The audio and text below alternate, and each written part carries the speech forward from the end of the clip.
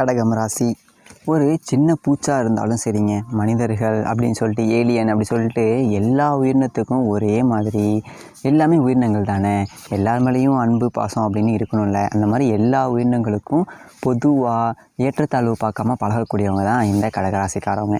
இவங்கள்ட்ட என்னது ஒரு பிரச்சனைனா, சில நேரங்களில் ரொம்ப அப்பாவியாக இருப்பாங்க, ரொம்ப புத்திசாலியாக இருப்பாங்க. ஆனால் அதை வெளிப்படுத்திக்க மாட்டாங்க. நான் எவ்வளோ பெரிய ஆள் தெரியுமா, எனக்கு எவ்வளோ அறிவு இருக்குது தெரியுமா, நான் என்னென்ன சாதனை பண்ணியிருக்கேன் தெரியுமா அப்படின்னு சொல்லிட்டு ஒருபோதும் தான் பண்ண சாதனைகளை ரொம்ப பயங்கரமாக அப்படியே ஒரு மாதிரி பிரம்மாண்டப்படுத்தி வெளிப்படுத்திக்கிறது அந்த மாதிரிலாம் இருக்காதுங்க. ரொம்ப அமைதியான ஆளுங்களாக இருப்பாங்க. அதுலேயும் இந்த பூசம் நட்சத்திரக்காரவங்கள்லாம் அமைதி, அப்படி ஒரு அமைதி. பூசம் புனர்பூசம்லாம் அமைதியாக இருப்பாங்க. ஆயில்யம் நட்சத்திரக்காரவங்களை பொறுத்த வரைக்கும் அவங்கள்ட்ட அறிவு எல்லாமே இருக்கும். ஆனாலும் அதை லைட்டாக எப்படியாவது மற்றவங்கள்ட்ட நம்மளாக சொன்னால் தானே தெரியும், அந்த மாதிரி வெளிப்படுத்தியிருப்பாங்க.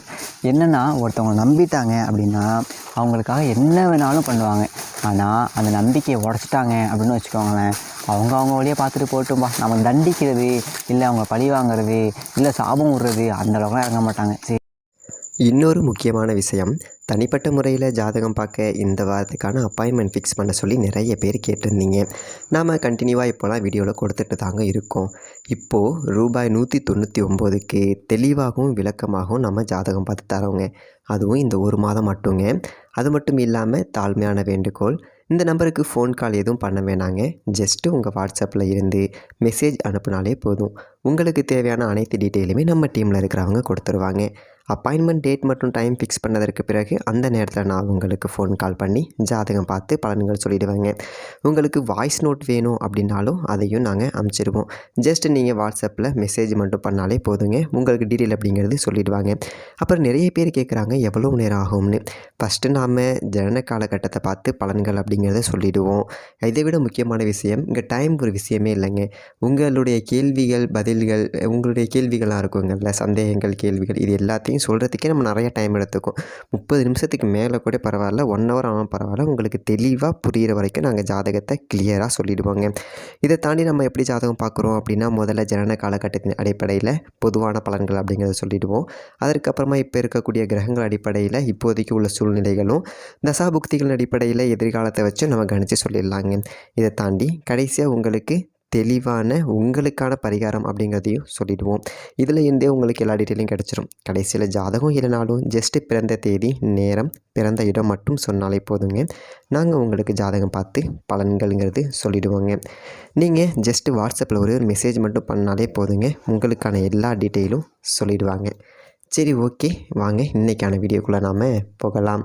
இப்போது என்னோடய அருமை அவங்களுக்கு புரியலை. ஸோ அவங்க லைஃப்பை பார்த்துட்டு போகட்டும், அந்த மாதிரி அப்படியே மன்னிச்சு விட்ருவாங்க டக்குன்னு. தன்னை விரும்பினவங்களுக்காக சரி பரவாயில்ல, அவங்க நல்லா இருந்து போகட்டும், நான் இல்லைனா அவங்க நல்லா இருப்பாங்க அப்படின்னா அவங்க வழியை பார்த்துட்டு போகட்டும், அந்த மாதிரி இருப்பாங்க.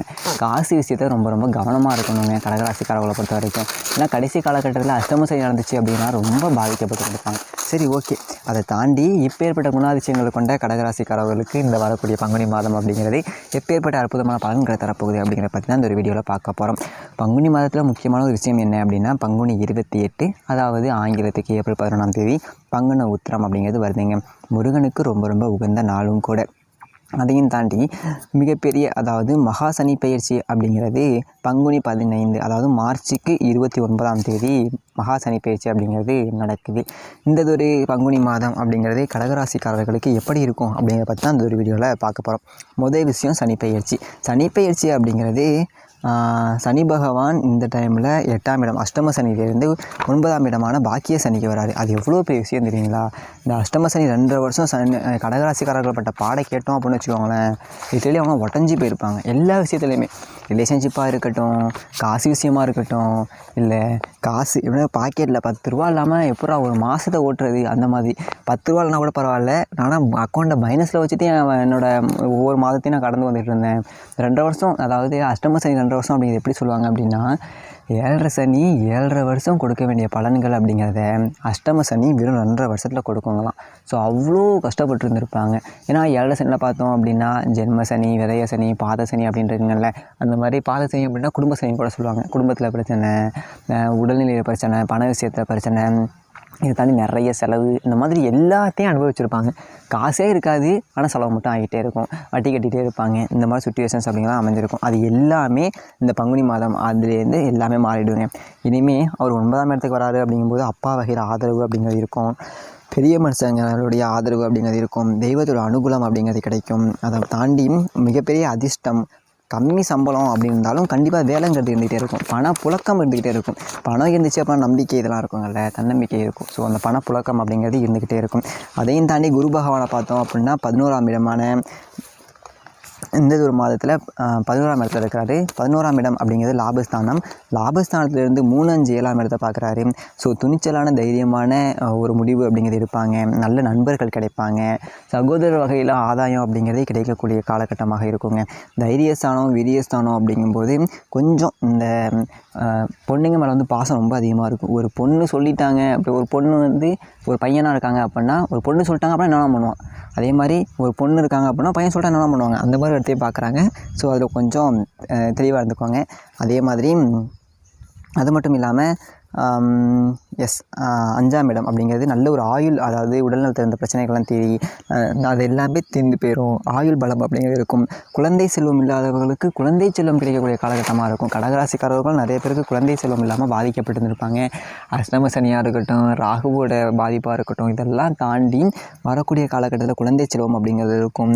குழந்தைங்க நல்லா படிக்கக்கூடிய காலகட்டமாக இருக்கும். பொது காரியத்தில் இவங்களுடைய பேர் அப்படிங்கிறது நிலைக்கும். இப்போ ஒரு கோயில் கட்டுறாங்க அப்படின்னா அங்கே இவங்களுடைய பேர், ஒரு பெரிய மனித தோரணை, ஒரு கௌரவ செலவு அப்படிங்கிறது உண்டாகும். கௌரவம், பெரிய மனிதனுக்கான ஒரு தோரணை, நல்லது ஒரு முன்னேற்றம், வாக்கு வன்மை இருக்கும், கரெக்டாக பேசுவாங்க. அந்த ஒரு காலகட்டமாக வரக்கூடிய காலகட்டம் அப்படிங்கிறது இருக்கும். வாழ்க்கை துணை விஷயத்தில் இருந்த பிரச்சனையெல்லாம் தீர்ந்துடும். ஏன்னா வாழ்க்கை துணை, அதாவது 7ஆம் இடத்தையும் களத்திர ஸ்தானத்தையும் குரு பகவான் பார்க்குறாரு. எல்லாத்தையும் கொஞ்சம் கொஞ்சமாக சரி பண்ணிடுவார். சரிங்களா? இந்த அது மட்டும் இல்லாமல் அடுத்ததாக ராகு பகவானை பார்த்தோம் அப்படின்னா 9ஆம் இடத்துல இருக்கார். ராகு அப்படிங்கிறவர் 9ஆம் இடமான பாக்கியஸ்தானத்தில் இருக்கிறாரு. அப்படிங்கும்போது அப்பா வகையில், ஏதாவது அப்பா வகையில் இருந்த பிரச்சனைகள் அப்படிங்கிறது கொஞ்சம் கொஞ்சமாக கம்மியாக ஆரம்பிச்சிருங்க.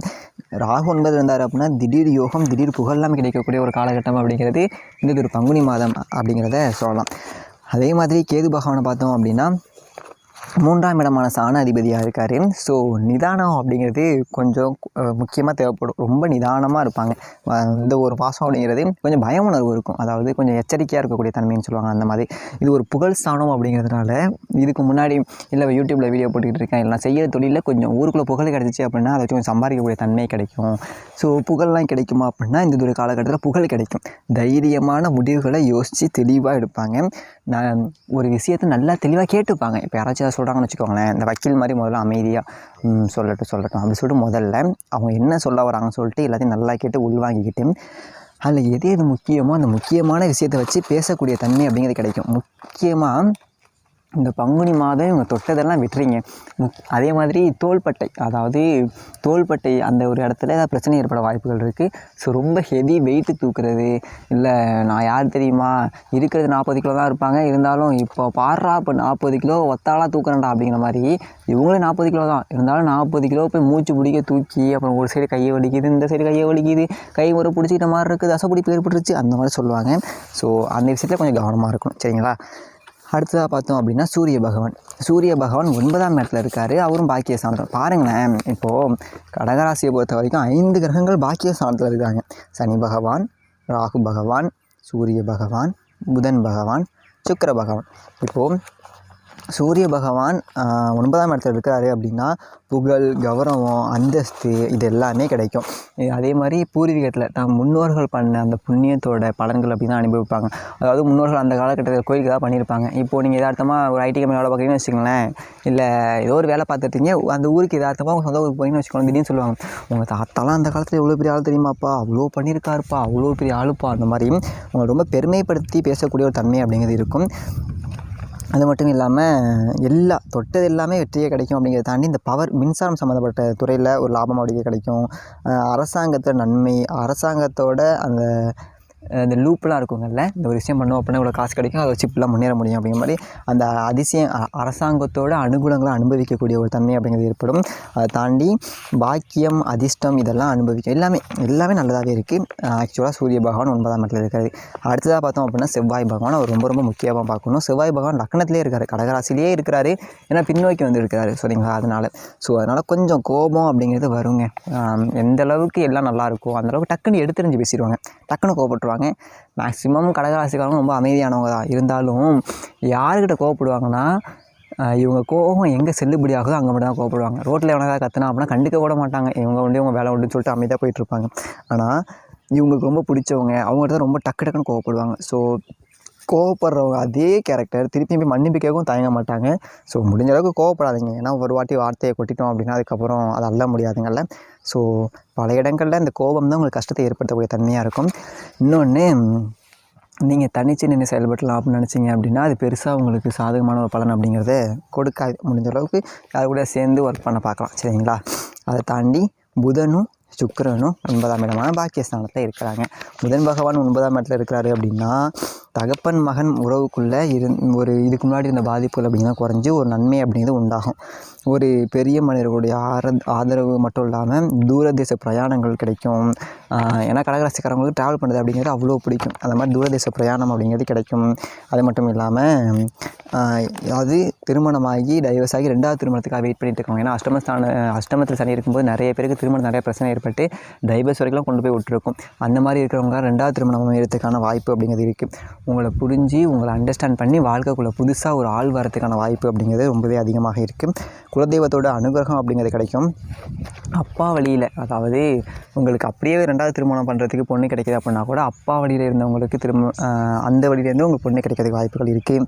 அதை தாண்டி இல்லை எனக்கு இன்னும் கல்யாணமே ஆகலை ஆனால் ஒரு லவ் இருக்குது அப்படின்னா அந்த லவ் சக்ஸஸ் ஆகிறதுக்கான வாய்ப்பு அப்படிங்கிறது ரொம்ப ரொம்ப அதிகமாக இருக்குங்க இந்த வரக்கூடிய காலகட்டத்தில். ஆக்சுவலாக கடகராசிக்காரர்களுக்கு பார்த்தோம் அப்படின்னா அஷ்டம சனி முடிஞ்சிருச்சு அப்படிங்கிறது ரொம்ப பெரிய விஷயம். பாக்கிய சனியாக இருக்குது. குரு பகவானும் பார்வை பலன் அப்படிங்கிறது நல்லா ஸ்ட்ராங்காக பெற்றிருக்காரு. வரக்கூடிய பங்குனி மாதம் அப்படிங்கிறது ஒரு மிகச்சிறந்த மாதமாக கடகராசிக்காரர்களுக்கு இருக்கும் அப்படிங்கிறது எந்த விதமான சந்தேகமும் இல்லைங்க. அது மட்டும் இல்லாமல் மிகச்சிறந்த நன்மையெல்லாம் நடக்க நீங்கள் எப்பாடா என்னை எப்படியோ அஷ்டமசனில் படாத பாடுபட்டணும் இல்லையோ நிறைய பாடத்தை கற்றுக்கிட்டேன் அப்படிங்கிறத நீங்கள் நல்லா உணர்ந்துருப்பீங்க. அதுக்காக பக்கத்தில் இருக்க சிவன் கோவிலுக்கு சென்று அங்கே சிவனை வழிபட்டுட்டு அதுக்கப்புறம் அந்த கோவிலை சுற்றி வந்து சனி பகவான் இருப்பாங்கள்ல, அவங்களுக்கு போய்ட்டு ஒரு வணக்கத்தை வச்சுட்டு நன்றி தெய்வமே எனக்கு நிறைய விஷயத்த உண்மையெல்லாம் சொல்லி கொடுத்த யார் எப்படிலாம் எனக்கு புரிய வச்சிங்க, அதுக்காக ரொம்ப ரொம்ப நன்றி அப்படின்னு சொல்லிட்டு அந்த சனி பகவானுக்கு ஒரு நன்றியை தெரிவிச்சுட்டு வாங்க சரிங்களா. நம்ம இதே ஒரு 5 நிமிஷம் அங்கே உட்காந்துட்டு வாங்க, எல்லாம் நல்லதாக நடக்கும். இதே மாதிரி நல்ல வீடியோ பார்ப்போம். இப்போ தான் நம்ம சேனலில் ஃபஸ்ட் டைம் பார்க்குறீங்க, சப்ஸ்கிரைப் பண்ணிக்கோங்க. தனிப்பட்ட முறையில் ஜாதகம் பார்க்கணுன்னா கீழே இருக்கிற நம்பருக்கு கான்டெக்ட் பண்ணுங்கள். நன்றி, வணக்கம்.